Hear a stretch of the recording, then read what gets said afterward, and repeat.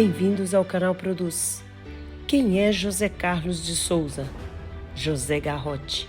A história por trás de um homem, um legado construído com as bases fortalecidas na rocha da fé, Deus e gente. Desafios, dificuldades, obstáculos, otimismo, visão, amor ao Senhor, à família e aos colaboradores. Foram esses os pilares que sustentaram a construção do homem e da marca.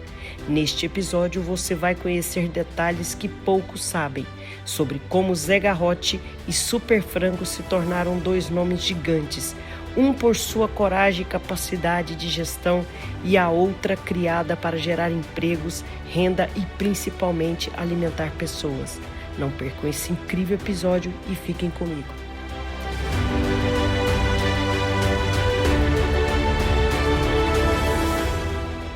E a Produz chega no município de Itaberaí. E vamos ouvir uma história. Que história! Não vou dar nenhum deixa para vocês. Já vou chamar o nosso produtor e o nosso super empresário, José Garrote, da Super Frango. Olá, José Garrote! Que prazer, Cláudia, estar com você. Prazer estar com sua equipe. É uma honra recebê-los aqui em Itaberaí. É uma honra poder participar do seu programa. E vamos começar o nosso bate-papo, né? E vamos começar. Tem muita história, né, Zé? Tem. Posso te chamar de Zé, boa, né? Deve chamar. Zé Garrote. Zé Garrote. Todo mundo me conhece por Zé Garrote. Todo mundo te conhece, principalmente porque você tem um garoto propaganda que fala muito bem de você. José Carlos de Souza foi o meu primeiro nome. José Carlos Garrote de Souza, o Garrote foi incluso. É mesmo? É. Então, José Carlos de Souza ninguém conhecia. José Carlos Garrote de Souza, hoje já conhece por causa do Garrote. Agora, Zé Garrote todo mundo conhece. E por que o Garrote depois? Agora eu quero saber, porque isso aí eu não achei. Eu estudei, e olha que eu estudei sobre você. E para ressaltar, eu tenho 4 netos com o sobrenome Garrote. Olha só. Já começamos uma família com um sobrenome novo, aqui em Itaberaí, que tem apelido de Curralim. Então já temos uma garrotada danada dentro de Curralim. Essa história começa assim. Nós temos uns amigos, vários amigos, né, da família Garrote, lá de Goiânia, do Hospital da Criança, Dr. Manuel Garrote, Celso Garrote, e entre outros. E o Dr. Celso Garrote, já falecido, amigo nosso, e a gente tinha uma amizade muito grande. Eu tenho o seu genro, o Eugênio, meu compadre, né? As suas filhas, as netas, e nós fomos criados ali, os meus filhos, tudo junto, na Avenida 136. Olha só. E ele tinha um apreço muito especial comigo, ele sempre me chamava de Zezinho. Falava, Zezinho, põe Garrote no seu nome, você já tem um apelido de Garrote? A minha família foi assim. Meu pai dele chamava Antônio da Silva. E depois, por uma circunstância, ficou Antônio da Silva Garrote. E ele, certa vez, estava no hospital, né, doente, eu fui visitá-lo, e ele me disse, Zé, coloca Garrote. Eu já falei várias vezes, você colocar o Garrote seu nome, como seu sobrenome, vai ficar todo mundo, nós vamos ficar todo mundo junto, vai ser muito bom, e nós vamos ser felizes, nós somos muito felizes com esse sobrenome Garrote. E ele faleceu. Ele faleceu e eu fiquei com isso na cabeça. Minha filha foi ter o primeiro neto, e ela me disse, pai, estou grávida de um menino homem e eu queria homenagear com o nome do senhor. Eu fiz com uma condição, se você me permitir que eu vou mudar o meu nome para ele poder carregar o sobrenome Garrote. Ela falou perfeitamente. Meu nome era José Carlos de Souza, trabalhei duro nesse período de 9 meses para poder botar José Carlos Garrote de Souza e logo em seguida chegou José Carlos Garrote de Souza Neto. E ficou um nome forte, viu? Graças a Deus. Ficou um nome forte e talvez seja isso que você hoje é o Zé Garrote, né? Conhecido no país inteiro, né? É impressionante, né? Às vezes a gente é abordado por... Você está viajando em algum lugar, o seu Zé Garrote, eu te vi alguma coisa, ouviu pelas redes sociais, uma história ou outra, eu ouvi sua história, eu gostei. Sempre, quando em quando acontece isso comigo. Não sou nenhuma celebridade, não, mas já aconteceu por várias vezes. Mas eu vou falar uma coisa por mim. Eu não te conhecia e nem conhecia a fisionomia do Zé Garrote. Mas o seu nome eu já conhecia demais. Mas muito. grande empreendedor, um empresário de sucesso, que teve uma visão e foi para cima. Então, assim, isso aí o nome é conhecido, muito. O nome é forte, na verdade, e é um nome fácil, um nome popular, né? Fácil de ser memorizado. Então, com isso, as coisas acontecem. Eu tenho um Zé. E o povo é generoso também, né? Eu tenho um Zé lá em casa, Neto. Pronto. Eu quero saber como que começou essa história, como que o José de Souza, Carlos de Souza, veio para Itaberaí, como que começou essa história antes da Super Franco. Cláudia, é o seguinte, vou passar um pouco da minha família. Você? Quem é você? Minhas origens. Né? Meu pai é de Jaraguá, de Catalão, origem de Catalão. A minha avó é de Santo Antônio de Rio Verde. Meu avô é de Ouvidor, casaram, e meu pai nasceu em Três Ranchos. Mas naquela era 3 ranchos de verdade. Era. 3 ranchos de verdade. Minha mãe, Pirinopolina, né? Nasceu em Pirinópolis. E minha mãe, minha avó faleceu. Meu avô distribuiu os meninos com os demais compadres, irmãos e etc. Porque era isso da época, era isso que acontecia. Era assim que funcionava. Mamãe foi criada por uma tia, a gente chamava tia Galeane de Sassão, vovó Galeane e vovó Sassão. Meus avós mudam para Jaraguá, que na verdade a fazenda dele ficava mais próximo de Uruana do que Jaraguá mesmo, frequentava Uruana. Meu pai adoeceu, foi tratar em uma farmácia, uma farmacêutica que existia na época, chamava Dona Isaura, e ela recomendou que meu pai ficasse ali, porque o tratamento era longo. E ele ficou, meu avô deixou. Nesse meio tempo, passa um senhor, chama Paulo Sade da cidade de Goiás, velho, tem aquela farmácia Bom Jesus ali na Praça do Coreto. Paulo Sade, conversando com a Isaura, viu meu pai, achou o menino interessante. Esse menino é muito interessante. Pois é, ele está doente, precisava tratar e etc. Não, vou levá-lo e vou tratar dele lá. Trato com ele lá e fala para os pais dele que ele está comigo. E assim foi feito, levou, meu pai foi. Paulo Sade, meu avô foi da Isaura. Cadê Manuel? Manuel, tá tudo bem? Eu falei, não, passou um turco aqui, encostou nele, levou ele para Goiás e tá tratando dele lá. Tá bem lá? Tá, então tá, daqui um ano eu vou buscá-lo. Então é assim. Olha só. Meu pai fica em Goiás, o Paulo Sade cuidou, uma carmelita, que são meus padrinhos de batismo. E meu pai morou ali muitos anos, né? Ele chega ali por volta de 10 anos de idade, fica até casar. Minha mãe vai fazer um passeio em Goiás, encontra meu pai, no primeiro encontro gosta, no segundo pede casamento, no terceiro casa, já está tudo pronto, tudo acertado. Muda para Novo Brasil. Eles queriam que o meu pai abrisse uma farmácia em Goiás. O papai falou, não posso abrir. Paulo Sade me ensinou, me criou, me educou, como eu vou ser o concorrente dele aqui? Eu não posso. Olha a ética. É a ética. Mudou para Novo Brasil, e lá em Novo Brasil, que hoje tem 4 mil habitantes, agora você imagina em 1954, não tinha ninguém, né? Mudou para lá, mamãe fica grávida de mim, lá em Novo Brasil, e eu vim nascer em Goiás. Em Goiás Velho, então eu sou vilaboense. Porém, Goiás era uma cidade polo na região. Então tudo centralizava em Goiás pela sua importância, sua predominância política. Ela tinha sido capital, né? E ali meu pai era para poder levar para o hospital muito caro, né? Então acabou nascendo uma parteira mesmo, né? Então a história de parto engraçada na nossa família, que meu avô, dos 10 filhos que ele teve, 6 foi por parteira. E os últimos 4 foi ele mesmo, já estava treinado, ele mesmo já fez o parto da minha avó, já estava tudo certo. Já estava tudo certo. Bom, aí mamãe me tem em Goiás, volto para Itaberaí, para Novo Brasil, fico até 60, mudo para Itaberaí nos anos 60 e estou aqui até hoje. Olha, então, e aí você montou sua farmácia aqui? Papai mexia com a farmácia com o Paulo Sade, aprendeu com o Paulo Sade, abriu a dele em Novo Brasil e transferiu a dele para Itaberaí. E eu começo a trabalhar aqui em Itaberaí. Com o seu pai? Com meu pai. Então agora, essa é a introdução o antes. O antes. Como é que eu começo? E como eu cheguei nesse mundo. Exato. Meu pai é o seguinte, aqui na minha casa, como a nossa necessidade era muita, a escassez era muita, né? Pelo início da história você viu. Então tudo tinha que ser aproveitado, não podia haver desperdício, tudo tinha que ser muito bem elaborado, né? Vamos imaginar assim, eu sempre gosto de dizer, a minha mãe era muito prendada e assim, muito gostava de aproveitar as coisas. Se você comprava, eu cito sempre, dava na época de caju, então vamos colher o máximo de caju possível, fazer suco, guardar, porque em outras épocas você não tem, e é mais barato. Fruta, você come fruta da época, é a melhor, é a mais barata, entendeu? Vamos fazer, tipo a melancia, faz doce da casca da melancia. Colheu o mamão, faz doce do pau de mamão.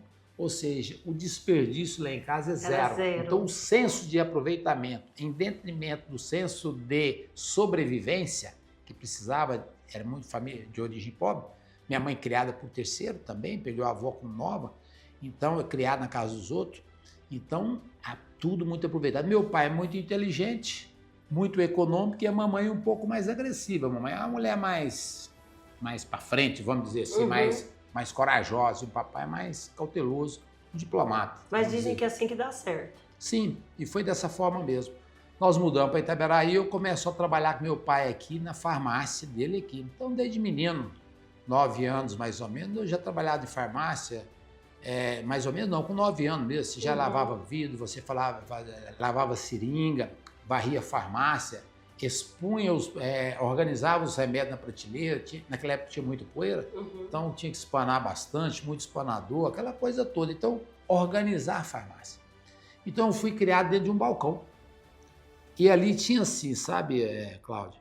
Papai dizia para mim o seguinte, quando o cliente chegar na porta, você já olha no olho do cliente, caminha sentido dele, pega na mão firme dele, sim senhor e sim senhora. O que o senhor deseja, o que a senhora deseja. E é engraçado que isso é uma cultura tão forte, quando eu entro em uma loja hoje, se o vendedor não caminhar até mim, raramente eu compro dele. E se ele caminhar, eu já comprei muitas vezes pela proatividade dele. E conta a história para ele o porquê.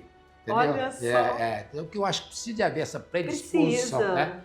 Então, outra coisa, né? Se ele ficar no balcão, você não podia colocar os braços sobre o balcão. Até nunca dava, porque eu era menino, criança, era só a pontinha dos dedos e o pescocinho para cima, né, e tal. E ali você aprendia a entregar o remédio na casa do cliente. De bicicleta. De bicicleta. Você ia cobrar do cliente, né? Você cobrar do cliente era uma arte. Vou cobrar da Cláudia. Chega lá, a Cláudia danava comigo. Aí eu tinha que voltar lá e papai falava, volta lá de novo. Conversa com ela, não deu desse jeito, tem que dar do outro jeito. Aí eu tinha que criar uma outra forma de abordar você para poder cobrar. E isso foi me dando a experiência de conviver com as pessoas, analisar as pessoas, entender as pessoas, porque na verdade... Cada perfil. É perfil de todo jeito. E também é coragem de poder fazer as coisas, né? Você ter que discutir os temas, então você teria que enfrentar de olho no olho. De ouvir um não mesmo você tendo razão, você vai cobrar uma coisa que a pessoa der. Era demais, era demais. Tinha casos engraçados. Depois, o seguinte, meu pai mudou a farmácia para a praça, eu fui plantonista a vida inteira, até quando eu casei, eu morava na farmácia. Dormia numa cama de campanha, você tinha que montar essa cama e desmontar essa cama todo dia, entendeu? E você chegava lá, naquela época a saúde não era socializada como hoje, você tinha que comprar tudo, vai fazer um parto. Você tinha que comprar tudo, você tinha que comprar anestesia, tinha que comprar catigu, você tinha que comprar agulha, você tinha que comprar linha, ou seja, injeção, eu lembro até hoje o nome da injeção, canaquion, vitamina K, para não ter hemorragia e tal, etc. Você tinha que comprar tudo. Eu colocava o produto na prateleira, na janela, o cliente pegava o produto e sumia. Aí eu falava, amanhã só tinha um hospital, né? Em Itaberaí, eu falava, amanhã eu sei. Aí eu chegava no hospital no outro dia, eu lembro que tinha vários médicos, mas vou citar o nome do Dr. Antônio Marques Damasceno, né? Dr. Antônio Marcos, tem aqui uma paciente, né, que ontem um senhor foi lá e comprou uns medicamentos para a senhora tal. Ela está aqui, está assim, ela está no apartamento tal. Eu no apartamento tal, chegava, oi, dona Maria, como vai a senhora? Tudo bem, tudo bem. O seu Antônio, o esposo da senhora ontem, pegou os remédios, saiu meio apavorado, esqueceu de pagar, eu nem recebi. Aí, que hora que chega aqui? Chega tal hora, chegava lá, pois é, senhor, você esqueceu de pagar, como é que é? Não esqueci, não, é porque realmente eu precisava do remédio e não tinha um dinheiro, mas vou te pagar em maio. Entendeu? O exemplo, na safra, naquela época. Não, tudo bem, então tá. Aí ele me passava onde que ele morava, né? O GPS era assim, eu gosto de contar isso, Você vai para a região de, vamos exemplo, Santa Rita, a hora que você passou ali, você passou o primeiro córrego, o segundo córrego, você vira à direita, tem uma porteira. Você tem um matabu, você vira lá, tem um pé de manga, passa dentro do curral. Uma casa azul. A casa azul é minha casa. Esse era o GPS. Aí eu botava aquela continha. E não errava. Não, eu botava aquela continha no meio de maio. No meio de maio ele vinha, aparecia lá e pagava. Naquela época a pessoa pagava direitinho, dava certinho. Fui criado assim. Então, dessa forma, eu me desenvolvi. Tive a oportunidade de estudar em São Paulo. Meu pai me manda para São Paulo, eu fico 1 ano em São Paulo, que eu também tive que me sobreviver. Foi um ano assim, mais de muito aprendizado, né? Meu pai me coloca aqui em janeiro, fevereiro eu saio daqui e vou para São Paulo, estudar em Monte Aprazível. Quem é Monte Aprazível? 1 ano, até dezembro. De fevereiro a dezembro. Né? O ano, Uhum. Quando foi no meio do ano de férias, nós 560 alunos lá, todos foram para casa. Liguei pro meu pai, pai, que dia que o senhor veio me buscar? Não, fica por aí mesmo, o custo é muito caro. Então eu e o outro rapaz de Porto Velho. Era tão longe, tão difícil em Porto Velho. E era muito difícil. E muito caro, não tinha aviação, estou falando de 1969. Não, e para cá também, né? Não tinha difícil, tão difícil, não, fica por aí mesmo, que é mais barato. Aí ficamos eu e ele no internato lá, 2 pessoas lá, de 560 alunos lá, 30 dias, esperando chegar, a turma chegar novamente para começar o ano letivo. Final do ano. Pai, o senhor veio me buscar? Não, vou mandar para o senhor um atestado de juizado menor. Você vem, agora você imagina um menino de 12 anos, sai de Monte Aprazível, vai para Rio Preto. Rio Preto vai para Goiânia, Goiânia vem para Itaberaí. Eu saio às 9 horas da manhã, chego em Monte Aprazível naquela época, 10h30, 11 horas. Peguei o ônibus da Aviação Estrela para 7, 8 horas da noite. Você deve passar ali Frutal, passou ali Frutal nessa porta. Aí eu cheguei em Goiânia, tipo, madrugada, 6 horas da manhã, por aí. Peguei o ônibus em Goiânia às 11 horas para chegar em Itaberaí às 14 horas, que caçavam às 3 horas naquela época. Do outro dia, cheguei aqui em Itaberaí sozinho, tinha 12 anos. Mas você imagina no mundo de hoje se isso é. Então, isso é um aprendizado. Essa é a parte, outra segunda parte aqui em Itaberaí, que eu trabalhava bastante, mas também era muito peralta. Eu cumpria os meus deveres e minhas obrigações, de dia. E de noite... Você era custoso? Bastante. Bastante, dava muito trabalho. Ficava muito de castigo? Nossa, não dava para ficar castigo, o serviço já era, trabalhava demais, mas era tenso, entendeu?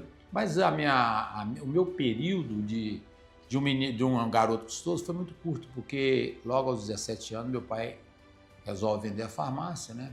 E fala para mim, Zé, eu vou vender a farmácia. Eu me vi sem chão. Falei, e agora? Como é que eu vou fazer? Onde que eu vou tirar meu dinheiro? Onde que eu vou tirar meu recurso? Eu preciso de ganhar um dinheirinho. Foi quando eu vou até a minha esposa, Flávia. Flávia, meu pai quer vender a farmácia, o negócio é eu ser farmácia, vou ficar sem emprego, a coisa vai ficar difícil. Se você quiser casar comigo, eu vou comprar essa farmácia. E ela topou. Não, vou casar com você, eu topo casar com você. Então tá, vamos, comprei a farmácia do meu pai. As mulheres de antes eram corajosas demais. Eu não sei se era mais irresponsável, se era eu ou se era ela.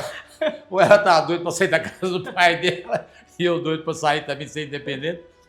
Aí eu compro a farmácia dele, né? Abro uma lavoura de arroz. Eu sou a primeira pessoa em Itaberaí a plantar semente selecionada, arroz EAC 47. Há quanto tempo?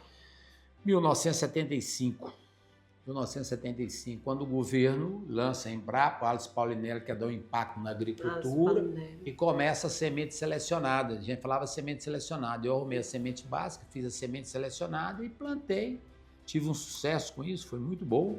Ganhei muito dinheiro com isso, né? Comprei a farmácia, nesse meio tempo toquei a farmácia também para poder acertar o negócio. Então você sempre foi produtor rural? Fui, eu comecei a produzir em 75. Aí o seguinte, como é que eu começo a produzir isso? Eu vou pegar uma carona para Goiânia, um trevo, a gente pegava carona. Naquela época você podia andar de carona para baixo, para cima, né? Aí eu encontrei com um cara, e dando no carro, falei, rapaz, eu tô querendo casar e dá para fazer um negócio.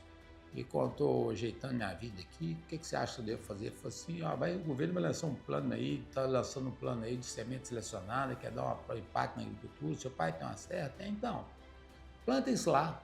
E eu acreditei, entendeu? Naquele cara que me deu informação, plantei e deu certo, foi tudo muito bom. Então eu fui a primeira pessoa a plantar arroz Semente selecionada em 1975 aqui em Itaberaí. Entendeu? Comprei a farmácia do meu pai, comprei em 16 pagamentos, paguei em 13. E aí depois eu consegui, meu sogro me deu lote, eu fiz a minha casa. Nessa casa eu trabalhei de servente nela também, para poder ajudar, baratear essa casa. O que você não fez? Pouca coisa. Eu não roubei, eu não... Roubei, não matei. O resto, entendeu? Aí o seguinte, trabalhei de servente nessa casa e com 21 anos eu casei com a Flávia. Então eu consegui, com 20 anos eu já tinha 2 drogarias. Eu tinha feito esse campo de semente, eu tinha 150 garrotes, tinha minha casa e tinha meu carro. Então os garrotes sempre esteve presente na sua vida? Sempre presente na minha vida. Ou seja, para um menino de 21 anos, era muita prosperidade, né? Então eu casei bem estruturadinho, bem organizadinho. Então estou casado, feliz, arrumado, organizado, uma visão focada em ser uma distribuidora de medicamento. Eu inspirava... Esse era seu futuro? Esse era o meu futuro, né? Eu inspirava na época, tinha o Saulo da Rei Droga, tinha o Raul da Santa Marta, Raul. Né? Tinha o pessoal do Alex Tá. Então eles eram... E meu pai, quando tinha farmácia, a Drogazil, que era na Rua 6, Canhanguera, tinha um gerente que chamava Sr. William. Eu era um admirador dele, a gente comprava medicamento lá para poder suprir as faltas dos nossos aqui, enquanto os outros chegavam do laboratório, né? E eu fazia essa ponte também. Então, eu queria ser um distribuidor de medicamento. Eu queria ser um distribuidor, porque eu entendia que ficasse fechado aqui em Itaberaí era muito pouco, eu ia ficar vendendo aqui só isso a vida inteira, então eu queria abrir mais farmácia, mais drogaria, ou uma distribuidora. Tinha o pessoal da Ferreira, Dudu Ferreira, né? O que era amigo nosso, tinha o Silvio, tinha o apelido de Silvio Taturana, né?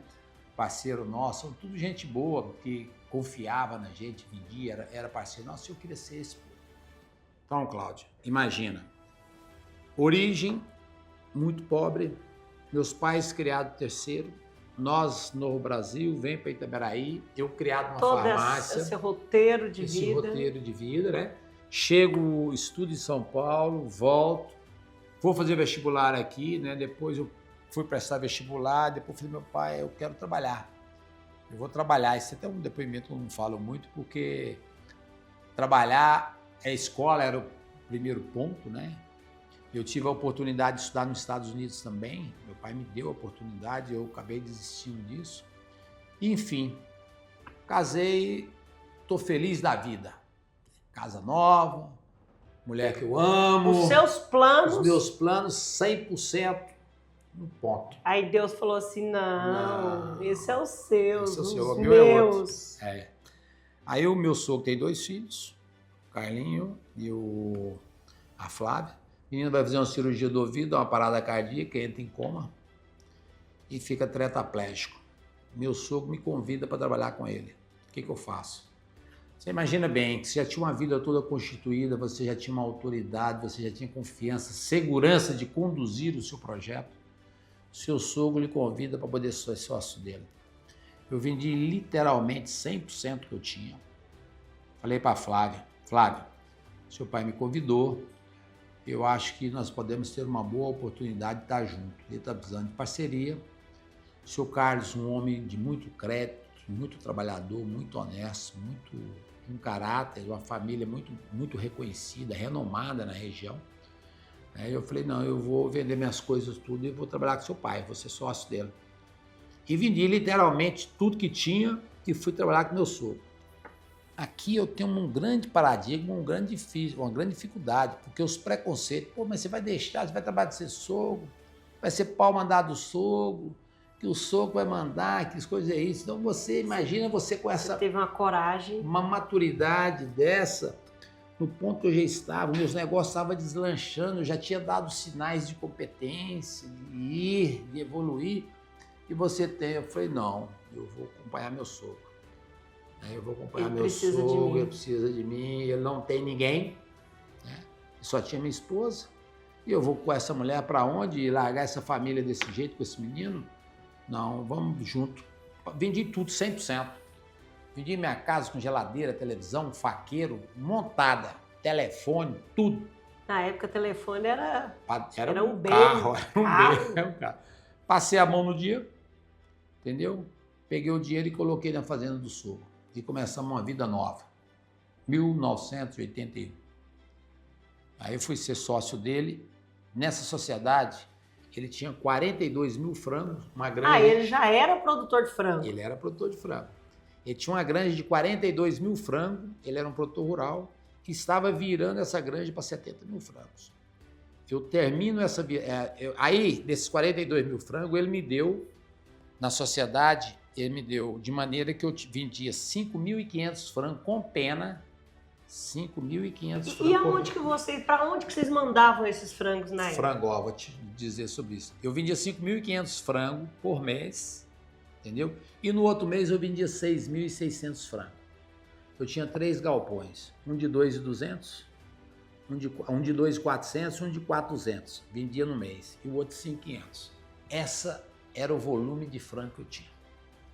E ele tinha 14 mil frangos por mês. E nós fizemos uma sociedade, entramos na agricultura e foi entrando e etc. Eu vendia esses frangos para o Frangó.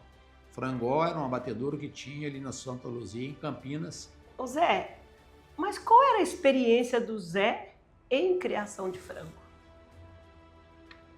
Zero. Zero. Então você... Tem um ditado que fala, né? Atrás de um grande homem, que eu falo que tá errado. Ao lado de um grande homem tem uma grande mulher, né? Sim. A Flávia, ela foi fundamental, porque tudo que você se propôs a fazer, ela falava, tô pronta, né? Até hoje. Até hoje, Até né? hoje, É companheira mesmo. Até hoje. Essa atitude de você falar, eu comecei do zero. Quando você foi pro frango, você começou do zero de novo, né? Do Tudo bem zero, que você tinha literalmente receita, do zero. mas de conhecimento... Do zero. Tem um fato muito interessante que você vai lembrar. Granja Resende é de Uberlândia, que era do seu Alfredo Resende. É uma das melhores granjas do mundo. Era a Granja Resende naquela época. Lá de Uberlândia, do Alfredo Resende. Meu sogro me coloca no carro, me leva na Granja Resende e diz para o pessoal lá, olha, de hoje em diante, quem vai vir buscar os pintainhos aqui é o Zezinho. Ele me chamava de Zezinho. O Carlinho adoeceu, eu vou cuidar do Carlinho. E ele vai vir aqui, eu quero que você cuida deles para mim. Você comprava os pintinhos de lá? E trazia para cá, porque a quantidade era tão pequena que não compensava para eles trazer. Se eu quisesse, eu tinha que buscar. Então eu buscava de Kombi. Então os pintinhos, cada viagem que eu dava era 6 mil pintinhos de Kombi. E nessa história, o que acontece? Eu começo a ir e voltar. Eu tenho 2 pontos muito importantes na minha vida. Primeiro ponto foi a visão de quando meu pai fala assim, eu quero vender a farmácia, se você vai comprar eu vou vender para o outro.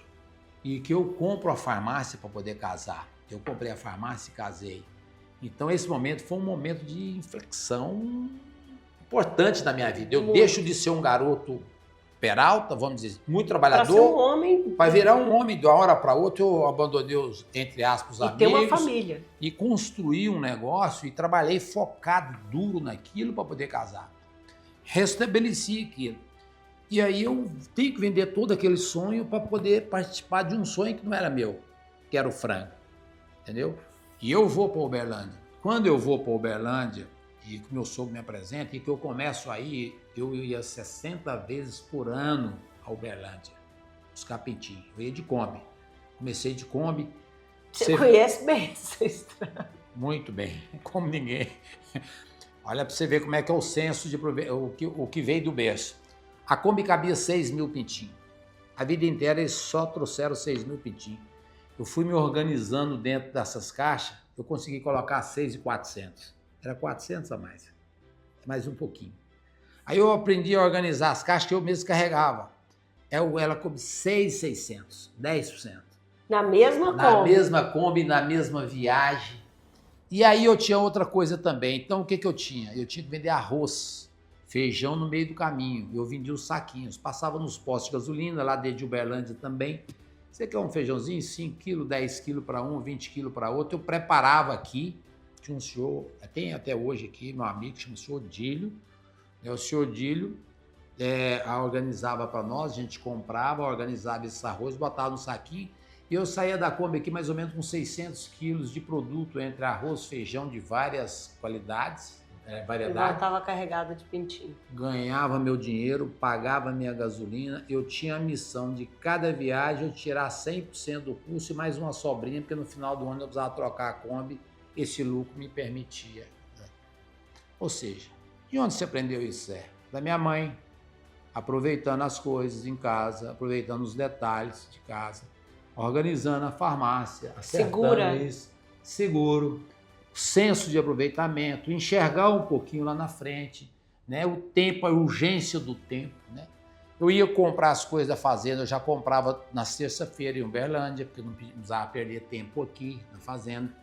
Meus tratores tinham que estar 7 horas, tinham que estar na roça, não era saindo da porta de casa. E com certeza lá o preço também era um pouco mais em conta, né? Sim, também, mas era mais em conta e tinha o tempo também. Então, essas idas e vindas em Uberlândia me deu a oportunidade de entender o frango melhor. Quando eu saio fora da caixa de Itaberaí, eu começo a ter um MBA. Vamos imaginar assim. Eu começo a ver o mundo diferente e acreditar naquilo que era impossível para aqui, para a região, porque ninguém sonhava com aquilo, mas eu tinha tido a oportunidade de ir lá e voltar, nessas idas e vindas, o aprendizado. Mas junto com o aprendizado tem que ter um negócio que chama querer, vontade. O desejo era tão grande, Cláudio, que às vezes eu me pegava chorando de volta, eu preciso de fazer alguma coisa. Eu preciso pensar. E eu não posso ficar do jeito que eu estou aqui. Primeira coisa que eu faço, eu comprava ração de Araraquara. Eu falei, não, eu vou fazer a ração. Eu passei a fazer minha ração. Meus custos caíram bastante. A minha produtividade melhorou bastante. Segunda coisa que eu faço, eu vou passar a entregar o frango lá no abatedouro. Você entendeu? Bom, beleza. Passei a entregar o frango lá no frangó.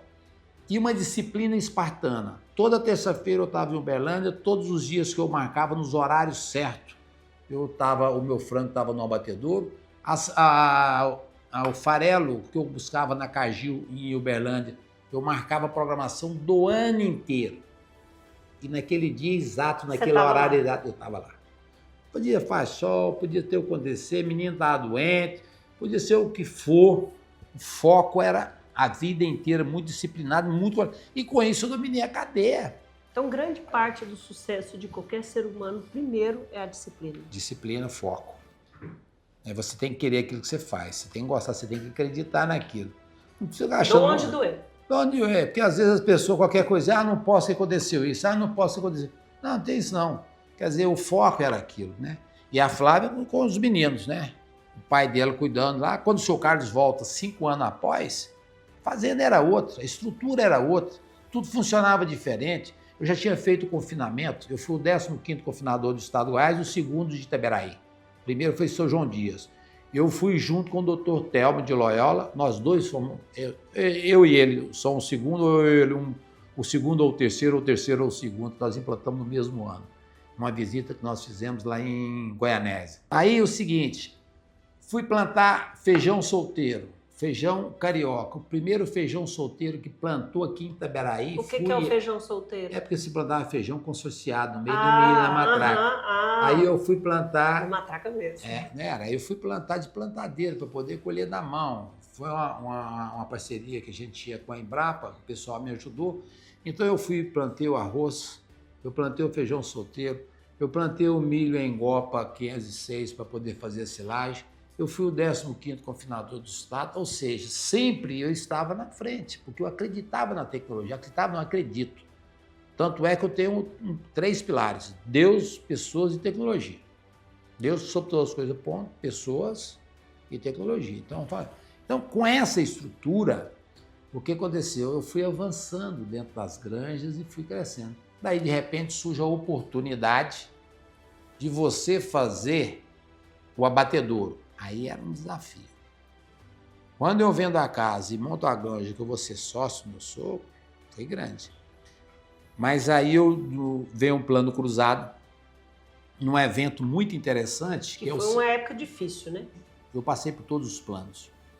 Sou um sobrevivente.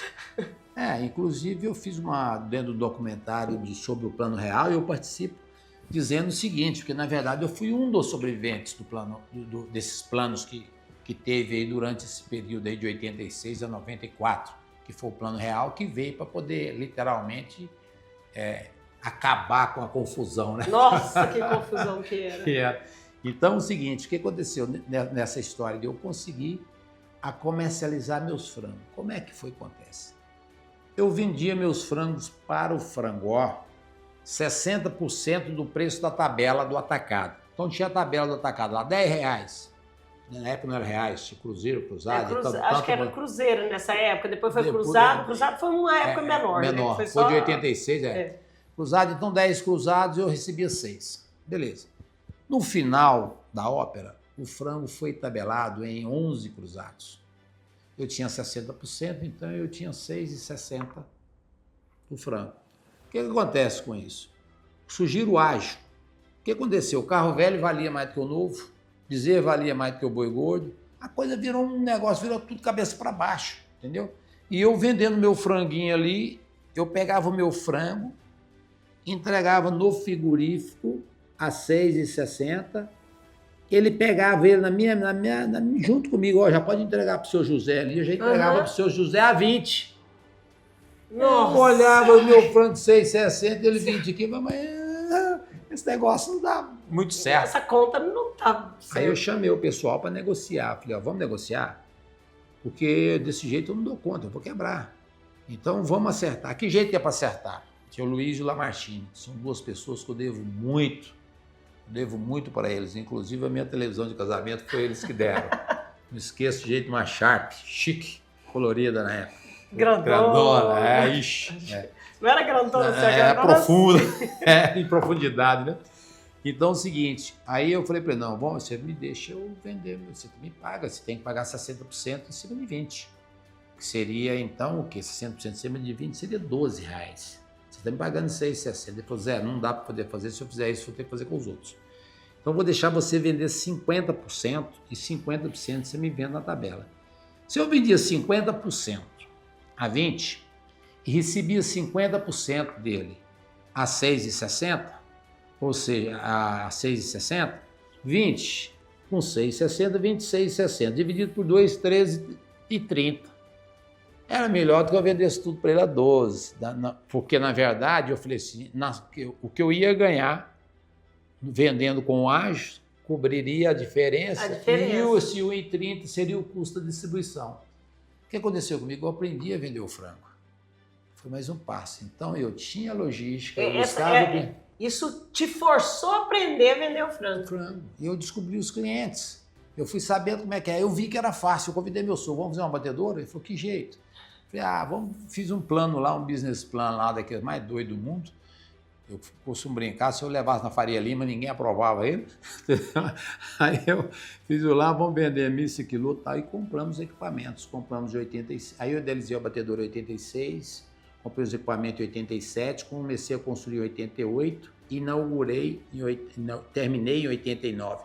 Literalmente quebrado. Assim nasceu a Super Frango. Assim nasceu a Super Frango. O que acontece? Vendi novamente 100% do meu patrimônio. Eu já tinha uma fazendinha de novo. Um apartamento que eu tinha feito para a Flávia, porque quando eu faço essa casa para ela, que eu falo para ela, vou vender, imagina você casada com 1 ano e meio com a casa do seu sonho, eu vendo a casa com roupa, com tudo, e sai só eu e a patroa e a roupa do corpo. A Flávia deve pensar assim, gente, eu casei com um homem que é doido, ele muda toda hora. Toda hora. Aí eu construí um apartamento onde o doutor Celso morava, isso que me deu o nome do Garrote, lá na 136. Gastei 5 anos para construir esse apartamento, faltando 3 meses para mudar, eu vendo o apartamento para fazer o abatedouro. Falei, nós vamos vender o apartamento, vamos vender as terras que tem, vamos vender os tratores que tem, vamos juntar o nosso dinheirinho e vamos fazer um abatedouro. Começar de novo. Começar do zero, aí sim a nossa vida vai mudar por completo. E literalmente mudou. Foi um momento de inflexão novamente. Eu saí de Itaberaí com a intenção de fazer um abatedouro de 500 frangos por hora ou de 4.000 por dia. Chego em Itaberaí com uma planta de abatedor de 24.000 frangos e fazendo 1.000 frangos por hora. Não tinha nada a ver com o que eu saí daqui. Eu saio daqui para São Paulo com a cabeça e volto com a outra triplicada. Entendeu? Aí vendi tudo que tinha, vendi 50% do patrimônio do meu sogro e montamos um abatedouro. Vendeu o que você tinha e 50% do sogro. Foi. para fazer esse negócio. E aí, os preconceitos. Isso que é a dificuldade do preconceito, para você fazer o seguinte, a pessoa dizer o seguinte para você: Zé Garrote quebrou seu sogro, Zé Garrote tá doido, aonde que vai criar frango, quem vai comer frango, quem vai produzir frango, como é que vai matar esse frango, como é que vai fazer essa história desse frango, esse menino tá doido. Eu devia para todo mundo aqui, agiota, e tinha uma coisa triste, porque é o seguinte, se eu devia para o agiota 100, ele falava para o outro que eu devia 200. Aí para o outro que eu devia 200, ele falava que eu devia 400. Então a minha dívida, que era 1.000, um exemplo, aí virava 10 mil na boca do povo, aí para eu poder captar dinheiro ficava difícil demais, porque a minha dívida estava superestimada, você entendeu? Para a gente poder acertar essas contas, para poder verificar isso tudo, entendeu? Então foi um paradigma muito grande, né? O conceito do frango, você levar as pessoas a produzir frango. Bom, e enfim, e dentro desse quadro eu vendi tudo, Mas fiquei... só te fazendo nessa época existia muito, não tinha essa quantidade de frango hoje que a gente vê no mercado. Era uma coisa mais doméstica, não era? Exatamente, era isso que eu aprendi em Uberlândia. E foi isso Goiás que você tinha milho, Goiás tinha soja, Goiás tinha gente, Goiás precisava de oportunidade, Goiás tinha mercado e não tinha um produto. E aí o seguinte, então por isso que eu enxerguei. Foi isso que você trouxe. Foi isso que me chegou, eu falei, eu vou trazer. Então eu vou apostar, eu vendi 100% das minhas coisas novamente, primeiro eu vendo tudo para fazer sócio do sogro, depois eu vendo a minha e 50 do sogro para o batedor, que é pior, você vendendo do sogro. Né? Aí bom, fizemos isso aí. Uma coisa era a sua, né? Bom, agora do sogro junto. E o sogro ficou bravo demais, nossa senhora, ficava bravo comigo, você acabou com o meu dinheiro e tal. Você tinha que lidar com essa dificuldade interna também, que é uma realidade. Meu sogro foi igual um pai para mim. Nós éramos amigo mesmo, entendeu? Igual um pai. Ele tinha liberdade. E quando ele apertava a coisa para ele, não alisava para falar, né? Ele falava e eu tinha que assimilar aquilo. Aí quando você fala assim, como é que você aprendeu isso? Como é que você aguentou isso? Da farmácia, do balcão. Aí não era fácil, entendeu? E ele era mais impulsivo, né? Impulsivo, então... Eu tinha que tolerar essas coisas. E o momento era difícil, era um momento delicado. Como é que você vai transpor essa dificuldade? Mas tinha uma outra coisa. Em qualquer momento que eu precisava, ele sempre estava junto, ele não negava. Ele brigava, xingava, falava, mas ele estava junto. Estava firme, sabe? Nunca abandonou, nunca quis sair do barco, hora nenhuma, né? Sempre me apoiou. Então, aí a gente faz isso. Eu terminou o batedor 79, em 89, quebradinho. Eu fiquei sem nada, entendeu? Vendi meus frangos, vendi meus tratores, vendi minhas máquinas, vendi apartamento. Trazer os frangos. Começa a história, né? Eu começo, então, quando eu vou a São Paulo para fazer o abatedouro, eu saio daqui para fazer um frango de 500, um abatedor de 4 mil frangos. Eu faço um abatedouro de 24 mil frangos, a infraestrutura de 24 mil frangos e equipamento para 1.000 frangos, tendo apenas 2.500 frangos. Você imagina bem, eu tinha 2.500 frangos, comprei uma linha para 8 mil frangos. E você não tinha produtores cadastrados? Não. Eu ia enfrentar isso. 8 mil frangos e construí uma infraestrutura para 24 mil frangos. O que eu imaginei? Com 70 anos eu estou matando 24 mil frangos, eu já tenho minha infraestrutura pronta, 70 anos. Qual a sua idade hoje? 68. Quanto você abate? 500. E eu sonhava com 70 anos, eu vou estar matando 24 mil frangos. Esse era meu sonho, né? Ir para o Rio de Janeiro, passar um mês de férias lá e tá tudo certo. Trocar meu carro em 3 anos, meus filhos estudar bem. Esse era o sonho, para a gente poder fazer. Bom, e aí fizemos o abatedouro. Só que quando eu inauguro, nesse meio tempo, de 89 a 91, eu paro, respiro, né, novamente. Aí deixei de beber, todas as festas. De momento de crise, sempre muito concentrado. Não sai da... Vamos construir isso. Aí buscamos isso, né? Acertei minhas contas tudo e abri o abatedouro em março de 91, abatendo 2.500 frangos por dia, com 70 colaboradores. Eu começo na farmácia do meu pai, quando eu compro 3 funcionários. Quando eu vendo a farmácia, eu já tinha 2, eu tinha 8 funcionários. Entro na fazenda do meu sogro, era 20 funcionários. Deixo lá com 40 funcionários. Inauguro o abatedouro com 70 funcionários. E hoje? 8.700 funcionários, entendeu? Na casa agora chega 9, ele varia conforme a intenção das construções, entendeu? E você começa dessa forma. E aí você tem muito tempo difícil pela frente, né? Aí é outra vida. Então você viu a vida, as origens, você viu a adolescência com um sonho de um rapaz que teve esse momento importantíssimo do meu pai, quando ele confia em minha farmácia em 16 pagamentos e que eu paguei ele em 13. E depois, quando eu assumo os negócios do sogro, apoiado por ele, bem claro, né? O apoio, o crédito, moral dele, ele me dá todo o respaldo para a gente poder construir isso. Claro, obviamente junto com a Flávia, né? Que toda a vida foi uma parceira muito grande, né? Muito boa e corajosa, né? Corajosa, toda a vida acreditou muito em mim, né? Eu falo para ela que ela é uma mulher muito inteligente, que ela foi lá na praça e buscou o melhor para ela. Por que os homens que são vitoriosos sempre falam isso? Não, ela foi inteligente. Demais. Por quê? Porque ela escolheu o melhor. Mas simplesmente assim. Tá certo. Pena que a Flávia não tá aqui pra gente poder ouvir ela e fazer a defesa. Mas aí depois aí é a história da SSA que vocês conhecem, aí já é outra fase, é outra vida. É outra Ô Zé, todo esse desafio, e não, a gente fala desafio, mas foram inúmeras dificuldades, desde a infância até após o casamento, tudo isso foi muitas dificuldades e desafios. Tudo isso foi o alicerce para você ser o homem que você é hoje. Eu literalmente isso, né? Eu sempre digo o seguinte, a formação, eu acho que a dor que os meus pais tiveram para poder se autoconstruir, né? Porque de família muito, meu pai e minha mãe, família de sobreviventes, trabalhava para sobreviver, entendeu?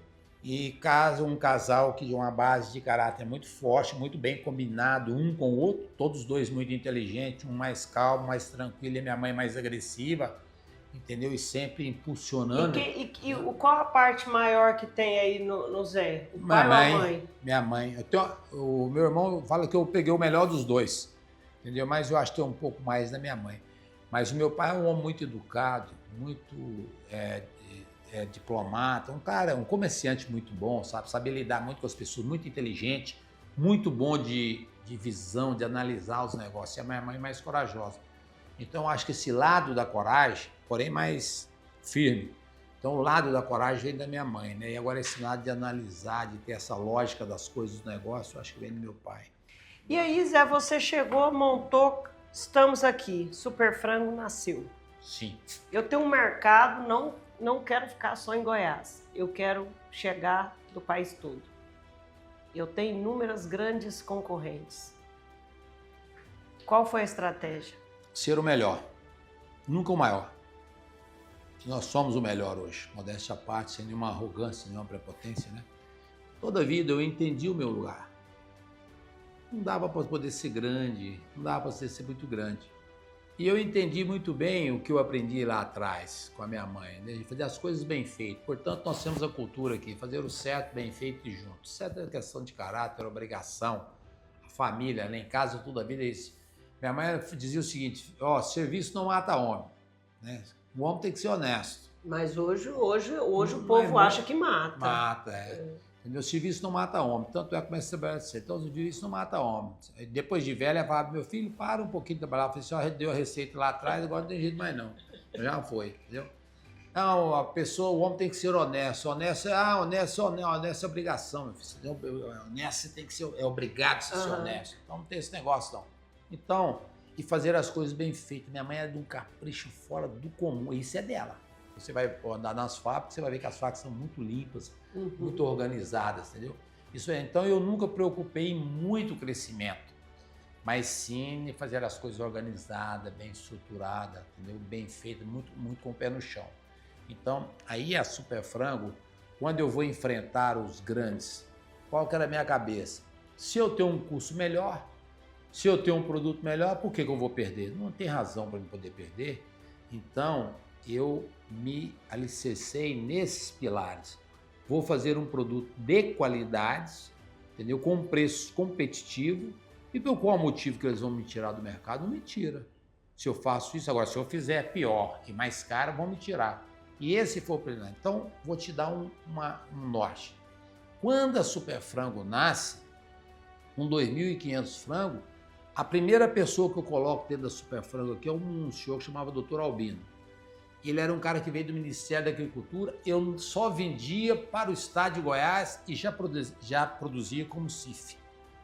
Aí o pessoal disse, mas você vai produzir como CIF, ele exige muito, o rigor é muito maior, a produtividade cai, porque a condenação é maior, tudo é maior. Eu falei, não tem problema, você está vendendo só Goiás, Goiás não precisava de CIF. Mas você queria o básico. Mas eu queria o CIF. Quando eu começo a sair do estado de Goiás, eu já passei para padrão de exportação. Entendeu? Mas você não exporta porque você quer padrão de exportação. Não é porque o dia que eu chegar na exportação... Eu já estou pronto. Eu já estou pronto. E foi dito e feito. Quando eu estou dentro da exportação, eu já passei padrão Europa. Mas o rigor, o custo subiu mais. Então, sempre eu trabalhei numa régua acima, na qualidade. E isso foi me dando credibilidade no mercado. Claro que exigiu esforço, exigiu dedicação, custo maior. E essas imposições que nós colocávamos sobre nós mesmos, ela nos deu a condição de crescer bastante. Então você tinha um produto melhor, você tem um produto melhor, entendeu? E depois, por outro lado, o que eu apliquei no mercado? Eu apliquei aquilo que eu fazia na farmácia mesmo, era o varejinho. O que é? Vou vender para os pequenos. Os pequenos eu comecei vendendo para os grandes e levei umas pancadas. Aí eu falei, vou vender para os pequenos, vou vender para a Dona Maria. Vou chegar de lá para... De lá para cá. Então eu saí do interior para a capital.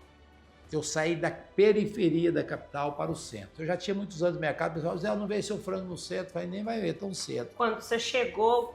Eu já era dono de Eles já queriam você. Eles já queriam. Entendeu? E eu já tinha todo o mercado consolidado lá atrás. Então, os concorrentes que chegam lá atrás, e lá atrás? De preço e qualidade. De preço e qualidade e entregue, serviço, né? Um exemplo, hoje, se você está em Uberaba e você quer um frango 10 horas da manhã, se você me pedir hoje, às 14 horas, amanhã às 10 horas, ele está lá em Uberaba, na sua loja. Então, quer dizer, aí você tem que desenvolver logística. Isso é muito mais difícil. Você vender varejo, distribuir no mercado, isso é muito difícil. Você tem uma noção, né? Faz 100 mil entregas mês. Então, para você poder bater na porta de 100 mil pessoas, entregar e receber por mês, tem que ter estrada. Mas ninguém pede para você voltar em maio, não, né? Pede não. Zé, você de uma pequena granja, veio um frigorífico e hoje quantas plantas? Nós temos duas. Nós temos aqui em Nova Veneza. São duas plantas. Nova Veneza, a gente está consolidando Nova Veneza também, caminhando ela para 360 a 400 mil aves dia. Eu posso dizer para você que Nova Veneza hoje talvez seja uma das do país, eu tenho certeza.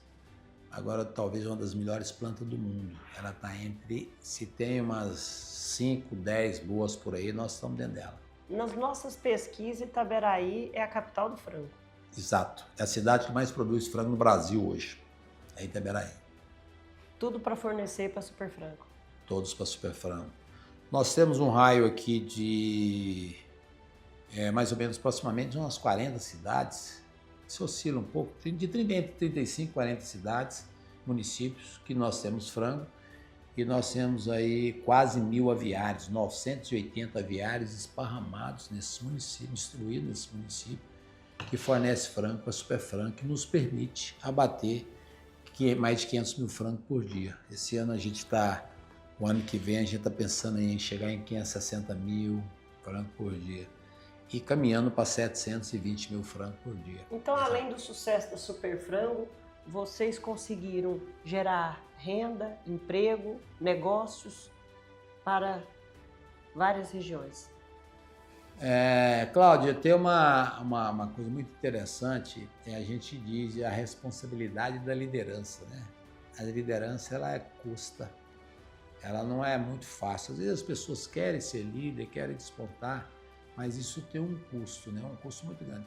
Você enxergar um negócio de uma forma que ele seja um negócio que dê prosperidade a todo mundo e você fazer isso de fato, ele é mais complexo do que as pessoas imaginam. Primeiro você tem que trabalhar o seu interior, né? O seu interior tem que ser muito muito puro e tá muito certo dentro disso, né? Hoje, quando a SSA trabalha com seus integrados, nós temos a oportunidade de dizer assim, nós somos parceiro de verdade, entendeu? Não é parceiro de falar que é parceiro, não. A gente procura cuidar dos integrados. Claro que nós não somos perfeitos, nós temos falhas, você não dá conta de atender 100% naquilo que é preciso, mas tudo aquilo que a gente pode fazer, a gente faz. A gente não mede consequência para poder estar junto e distribuir essa renda. Então, a Super Frango hoje, dentro de Itaberaí, ela desenvolveu muito Itaberaí, né? Quando você vê Itaberaí, você fala assim, não, mas só a economia em si? Não, ela é mais do que a economia. O legado que eu tenho lutado e tenho deixado para que o pessoal itaberino, os goianos façam, é do empreendedorismo, é de fazer as coisas certas. Acreditar nele, né? Eu sempre exercito isso. Quando eu conto essa história toda, que eu contei para vocês, eu quero dizer para o telespectador exatamente o seguinte, você tem potencial, você pode chegar lá, você tem condições de fazer, basta você querer e acreditar. E faz aquilo que você gosta. Eu sempre digo, faz com amor. Principalmente para o jovem de hoje. Exato. Né? Aquela pessoa que tem amor, ele faz do que gosta, pronto. Entendeu? Então, quem gosta do que faz e faz com amor, não tem sombra de dúvida, é sucesso. Então você tem a oportunidade, não, eu vim de uma família mais fraca, ou não tive a oportunidade. Isso não foi desculpa para você. Não pode ser para ninguém.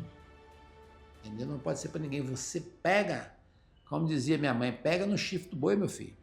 Pega no chifre do boi e agarra nele, vai balançar. É duro, é feio, entendeu? Mas você pega, agarra no chifre do boi que você vai. Então hoje o maior legado que o Zé Garrote deixa não é só a história dele. Não. É o acreditar. O empreendedorismo. Você tem que acreditar naquilo que você quer e lutar por aquilo que você quer, né? Porque é muito fácil. Vou falar um negócio para você aqui, claro. A SSA tem 35 anos, ela vai fazer agora.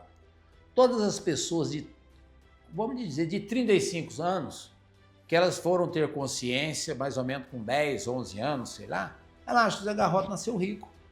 Entendeu? Acha que o Zé Garrote nasceu rico, o Zé Garrote é isso, o Zé Garrote é uma beleza. Não sabe o que passou. Então, quando eu conto essa história, meu filho, existiu atrás disso uma luta dura, uma batalha, e você pode empreender, você deve empreender. Você tem que acreditar. Agora, você tem que poupar. Agora o cara não, ele quer passear primeiro, ele quer curtir a vida primeiro, ele quer ter o carro primeiro. Eu não, eu vendi a minha casa com 1 ano e meio de casado, tinha uma parceira que topou. Eu vendi um apartamento... Tirou a segurança dela. Tirou, eu vendi um apartamento com 5 anos que eu construí, faltando 3 meses para mudar, eu vendi para a gente poder fazer uma batedora, ela topou. O pai dela me deu uma casa, eu vendi a casa e fui morar de aluguel, ela topou. E agora... Fato novo para você. E agora, o que acontece? Eu construí essa casa e falei, Flávio, é uma casa boa, nós vamos ficar aqui até os nossos filhos. Eu vou passar essa casa para minha filha e vou construir uma outra nova para nós. Ela também pendurada nas pernas. De novo? O que Deus quer comer? Peraí, quando eu vou parar... Ela ficou 20 anos, ficou 25 anos muito bem agasalhada. Você fala São Salvador, SSA. São as 3 marcas. Sim, São Salvador é a marca institucional, Super Frango é a administradora das marcas. Sim, São Salvador é a marca, né, a marca jurídica, né? Que administra as marcas. Exato. Agora a marca de produtos, nós temos a Super Frango, que é especializada em frango, e a Boa, que é especializada em outros produtos, lácteos, verdura, presunto, entre outros, como você falou aí. Você falou presunto porque eu contei que eu sou fã do presunto, né? Presunto e a linguiça de frango de assá, que é essa onde você chega, é a melhor que tem, né? Tem nem, mas não pode falar para você não encher muito, né? Mas essa é uma história interessante da linguiça, até se você permite, é o seguinte. O frango tem 2 produtos, 2 partes do frango que rende muito, o peito e a coxa, com a sobrecoxa. Eu vendo a sobrecoxa para um país do Japão. E foi um dos primeiros nossos clientes, são bons clientes, a gente tem esses clientes a vida inteira. Em um determinado momento, eu por várias vezes, a gente sempre trabalhando e buscando a excelência daquele produto que o Japão quer e deseja. Eles são um mercado extremamente exigente. E é um dos nossos melhores clientes hoje. Eu comecei vendendo um caminhão de coxa, um container de coxa, 2, 3, 4, 5, e também comecei a ir no Japão, porque falava, tá com esse defeito, e lá. Ah, precisa disso ou mais, foi isso. E num período de 5 anos, depois de tanta exigência, eu exauriu minha...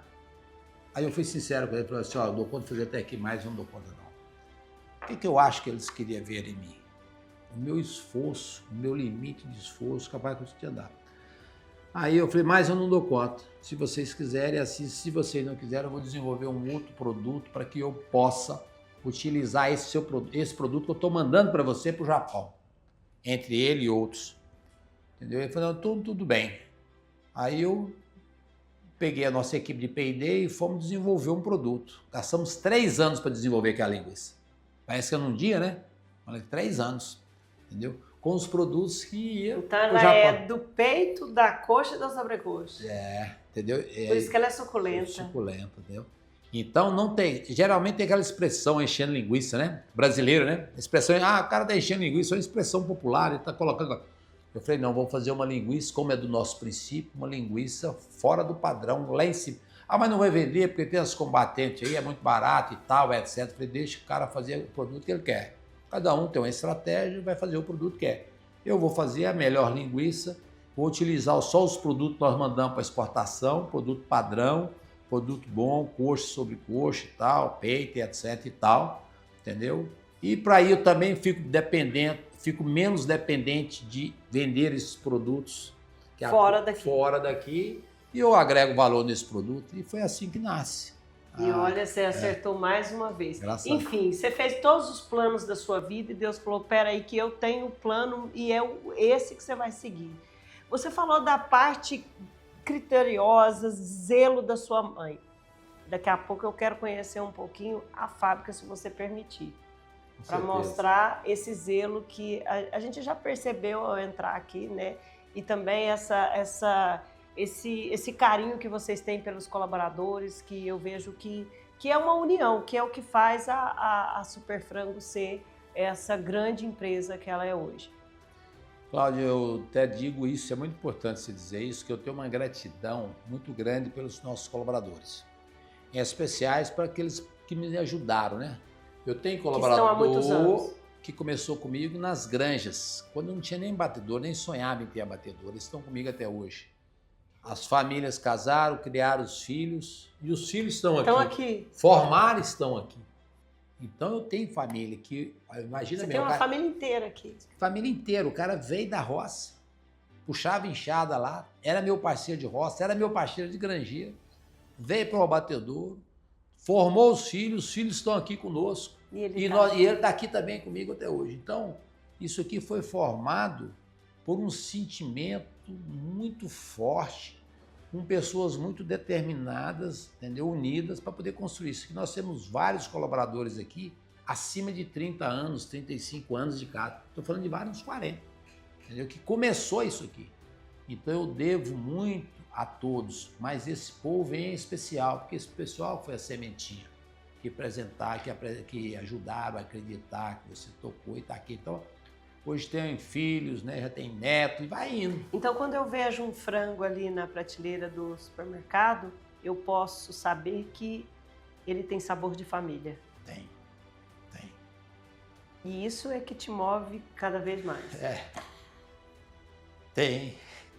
É olhar e falar, deu certo. Deu certo, graças a Deus, deu certo. E agora tá aí com os 3 filhos na sucessão, entendendo a força que esse pai e essa mãe teve durante esse tempo todo. É outra mensagem que eu levo a eles, né?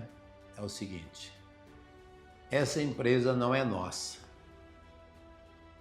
Essa empresa é da sociedade, a sociedade precisa dela. Em especial os nossos colaboradores que ajudaram a fazer essa empresa. E o nosso estado. Exato. A nossa empresa, ela foi construída por mãos de pessoas que sonharam, esforçaram, dedicaram a sua vida. Eu tenho colaborador que dedicou a vida dele inteirinha Aqui. a essa empresa. Esse cara não pode ter decepção com essa empresa. Ele tem um sonho, né? Ele desejou realizar algumas coisas, cada um dentro do seu quadrado, dentro da sua forma, mas ele precisa de realizar as coisas dele. Então, não tem como você ser feliz, você e sua família, dentro de uma bolha, isolado, e a hora que você abre a porta dessa bolha, ao seu lado, está tudo desandado. Esses são os valores cristãos, né? É exato. Então, a prosperidade, ela tem que estar. Então, você tem que ser próspero e gerar prosperidade, para gerar prosperidade. Eu não posso ser um cara bem, rico, aqui, arrumado, organizado, e os demais em volta de você, tudo danado. Como é que pode um negócio desse? Isso não pode. Eu acho que não dá certo. Então, eu acho que não dá certo. Então, você precisa que isso irradie. E isso irradia de várias formas. Você educando, motivando, chamando a atenção, brigando, ajudando a construir, dando a mão na hora certa, né? Brigar faz parte de amar o próximo, Sim. né? Quando eu digo a briga no bom sentido, eu falo isso para a equipe que me acompanha, porque às vezes eu tenho fama de brava. Você é brava, mas eu falo que eu chamo atenção porque eu amo, eu quero perto de mim. Claro. Porque a gente, quando não quer a pessoa perto da gente, a gente não fala nada, deixa ela ir embora, né? Não, exato. Então, o seguinte, você pega... Você pega e traz. Vem cá. Você vem cá e não emburra, não, eu quero. O negócio é o seguinte, tem que fazer, as coisas têm que ser certas, né? Uhum. E dentro dessa cultura que a gente tem de fazer o certo, bem feito e junto, que você vai ver aí que a gente tem, né? Que é dos meus pais, né? Foi o certo, bem feito, vem da minha mãe, né? Do seu Carlos também, da família da Flávia, tudo. Seu Salvador Vieira é um dos homens íntegros, portanto, São Salvador. São Salvador em homenagem ao avô da Flávia. Ao avô da Flávia. E o pai da Flávia chamava Carlos Vieira. Então, em homenagem a ele, nós chegamos na conclusão, vamos homenagear a empresa com o nome de São Salvador. Então tá aí, São Salvador Vieira. São Salvador. Então, quando você faz isso, quer dizer, nós nascemos de um DNA, de um princípio nosso, é o quê? Fazer o certo. Não significa dizer que nós só fazemos certo, nós somos bons, nós somos perfeitos, longe. O erro faz parte do ser humano. Do crescimento. Você precisa, do ser humano, né? Mas o futuro, o olhar do futuro é o certo. Aí não é um trilho também, não. Eu digo isso sempre. É uma trilha. Você cai, levanta, vai, cai, levanta, até caminhar no certo. Que foi a sua história. Que foi. E depois fazer o bem feito. É o que eu digo isso para você. Não vamos ser o grande, não vamos ser o maior. Mas eu posso ser o melhor. O melhor depende de mim. Eu posso ser melhor, pequenininho, sou melhor. Posso trabalhar ser melhor. Se eu não sou, estou trabalhando para isso. Né? Existem muitas empresas boas, muitas empresas competentes, concorrentes. A gente está concorrendo com todas aí, entendeu? Gente boa, que a gente respeita, que tem bons trabalhos, entendeu? Em umas áreas são melhor do que a gente é melhor do que... Às vezes no balanço todo a gente está melhor, mas tem muitas pessoas boas em outras áreas que nós precisamos desenvolver também. Fazer as coisas bem feitas, eu até gosto de brincar que bem feito é serviço preguiçoso. Só faz uma vez. Se vir gente trabalhadora, vai lá, refaz, vai ser trabalhador lá dentro. Entendeu? Eu não gosto disso. Vai lá, faz uma vez, vira as costas, pronto, acabou. E fazer junto. Né? A gente anda junto. Aqui a gente anda muito, todo mundo junto. Quando você faz junto, você dá transparência. Você dá transparência na coisa. Como é que a coisa funciona? Né? Ando junto, você está sabendo, estou falando. A conversa está batendo, o que eu estou falando você está vendo acontecer, então não tem mentira, o caminho é aquele, você vai criando uma cultura de credibilidade, de responsabilidade. Então, isso faz parte do legado também, sabe? Essa disciplina faz parte do legado, não é o patrimônio em si. Não, o patrimônio em si é o menor. Ele é uma conquista. É uma conquista, ele é o menor dessa história. Mas as pessoas pensaram... Mas o valor é outro. O valor é outro. Então, é isso que precisa de ser feito. Então, hoje, vamos supor, eu saio da cidade e vejo o nível das construções das casas. Claro que todo lugar evoluiu, no mundo tudo evoluiu.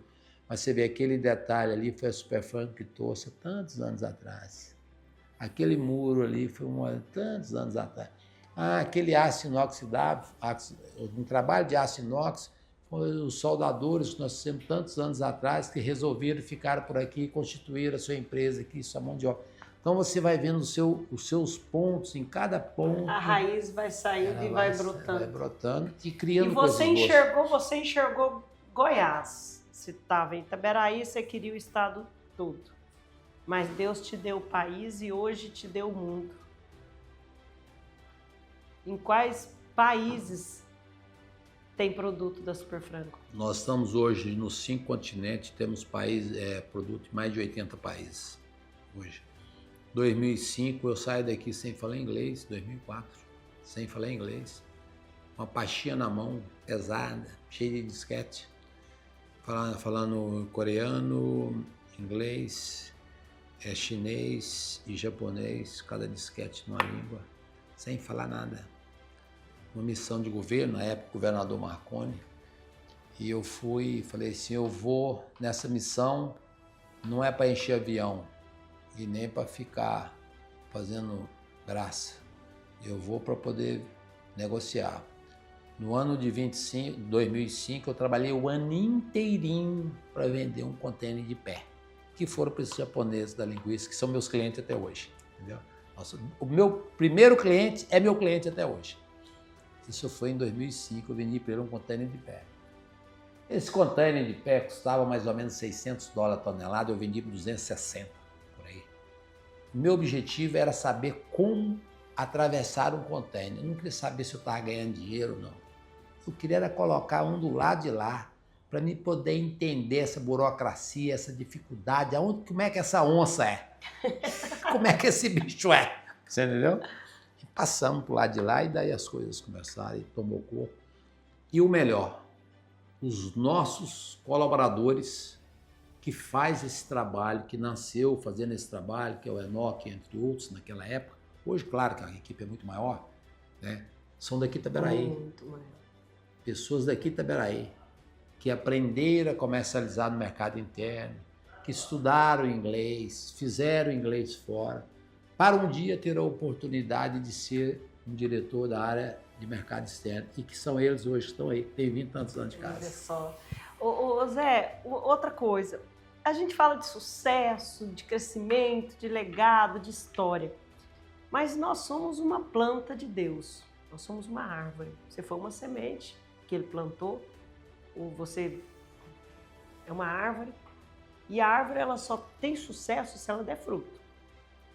Tem que dar. Se ela não der fruto, ela é uma árvore descartada.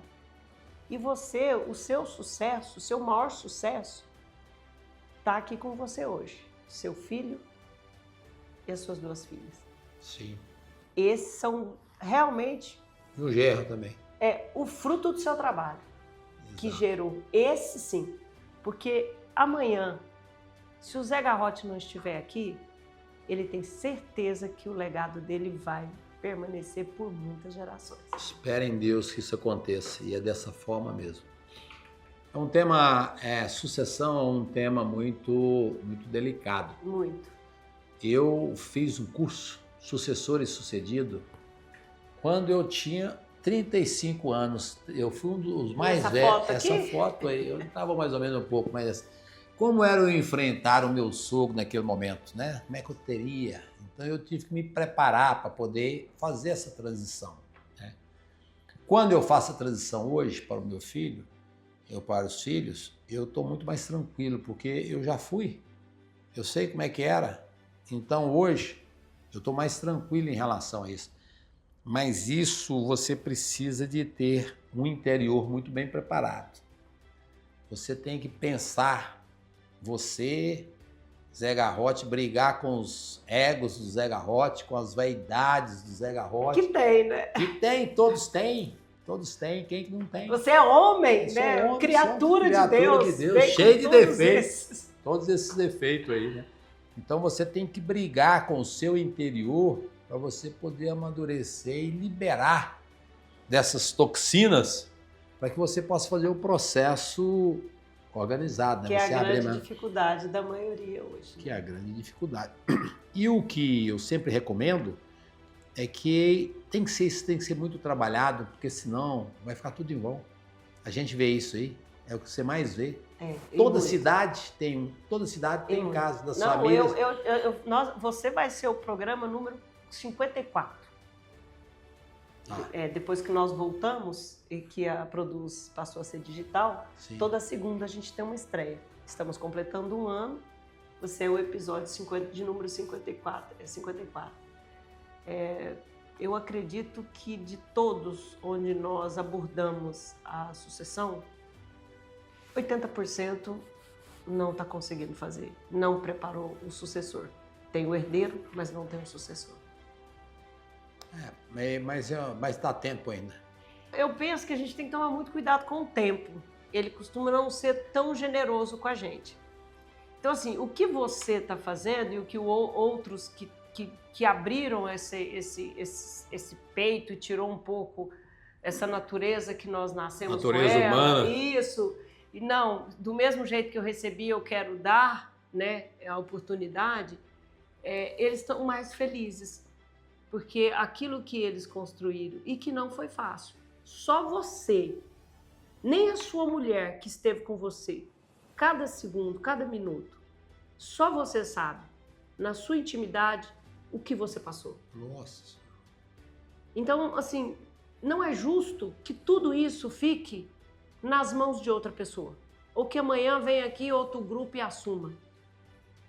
Então, como é bonito saber que essa história começou lá atrás e que ela está aqui, completando 35 anos? Isso. 35 anos. Até os seus colaboradores estão aqui com as suas famílias.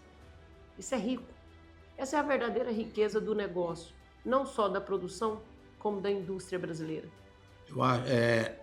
Na verdade, esse é um tema que tem que ser bastante abordado, até eu sugiro, né, que eu sempre tenho a oportunidade, eu sugiro de tocar nesse tema. É um tema que machuca muito, às vezes tem muita preocupação, mas é um tema que nós temos que evoluir nele de maneira bem rápida. Eu digo o seguinte, você falou sobre o tempo, e eu disse que às vezes há tempo, mas o tempo é o seguinte, eu costumo dizer assim, o tempo ele é justo, porque passa para todo mundo igual. E ele é implacável, porque ele não espera. Não. Ele vai, entendeu? Então, as nossas escolhas, as nossas decisões, elas têm que ser rápidas, né? E assertivas, porque senão você vai acabar deixando as coisas passarem. Falo duas coisas, você tem que ser rápido, mas não pode ter pressa. Porque pressa é uma coisa, rápido é outra. Rápido é objetivo, que foi o que você foi a vida inteira. Você quis, você foi rápido, mas você nunca teve pressa.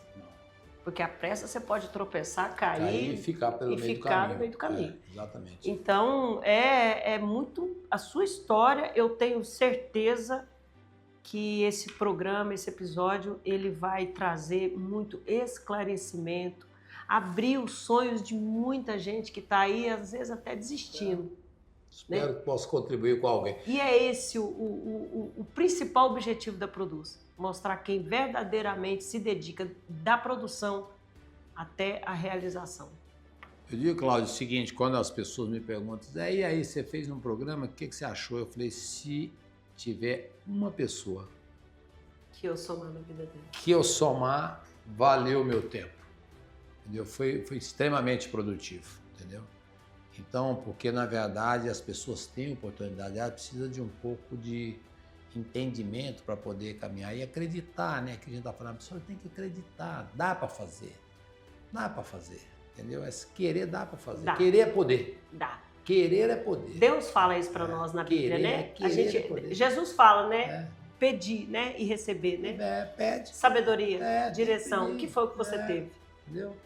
Isso faz parte da vida da gente. Porque tem gente que fala assim, mas eu não tenho nenhum degrauzinho. Mas você não tinha. Você não tinha nenhum toco. Não tinha nada. Nem um pé de frango. Nada, nem um pé de frango.